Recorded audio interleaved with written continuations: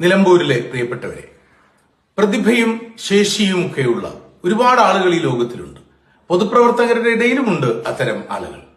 എന്നാൽ സർഗാത്മകമായ പ്രതിഭയും ചിന്തയും നിലനിർത്തുമ്പോൾ കറ പുരളാത്ത വ്യക്തി ജീവിതത്തിനുടമയായി മറ്റുള്ളവർക്ക് റോൾ മോഡലാകുവാൻ കഴിയുക വളരെ വളരെ ചുരുക്കം ചില ആളുകൾക്ക് മാത്രമാണ്.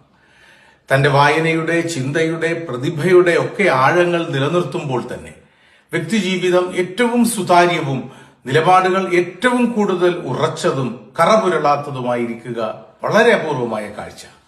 ആ കാഴ്ചകളിൽ ഏറ്റവും തെളിഞ്ഞതാണ് സഖാവ് എം സ്വരാജിന്റേത്. എന്നെ പലപ്പോഴും അതിശയിപ്പിച്ചിട്ടുള്ള പരന്ന വായനയുടെ ആഴമുള്ള അറിവിന്റെ ഉടമയാണ് സ്വരാജ്.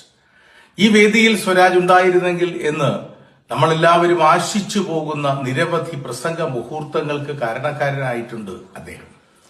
കേരളത്തിന്റെ നിയമസഭ കഴിഞ്ഞ 4 വർഷങ്ങളിൽ അനുഭവിച്ച ഏറ്റവും വലിയ അസാന്നിധ്യവും സ്വരാജിന്റേത് തന്നെ. സ്വരാജിന്റെ കനപ്പെട്ട ചില പ്രസംഗങ്ങളുടെ അഭാവം ഒരുപക്ഷെ ചരിത്രത്തിലെ ഏറ്റവും വലിയ ശൂന്യതയായി കഴിഞ്ഞ വർഷങ്ങളിൽ രേഖപ്പെടുത്തിയിട്ടും ഉണ്ടാകാം. കേരളം കാത്തിരിക്കുന്നു എം സ്വരാജിന്റെ ചിന്തയും വാക്കുകളും കൃത്യതയാർന്ന നിലപാടുകളും നമ്മുടെ നിയമനിർമ്മാണ സഭയിൽ മുഴങ്ങിക്കേൾക്കാൻ. അതിനുള്ള ഭാഗ്യം കൈവന്നതാകട്ടെ നിലമ്പൂരിലെ നാട്ടുകാർക്കാണ്.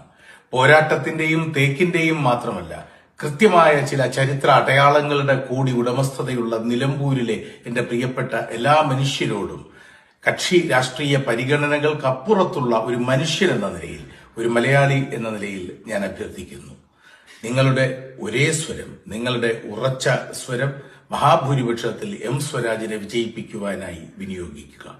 മനുഷ്യർ മാധ്യമങ്ങളായി സ്വയം മാറുക. കാത്തിരിക്കുന്നു കേരളം സ്വരാജിനെ.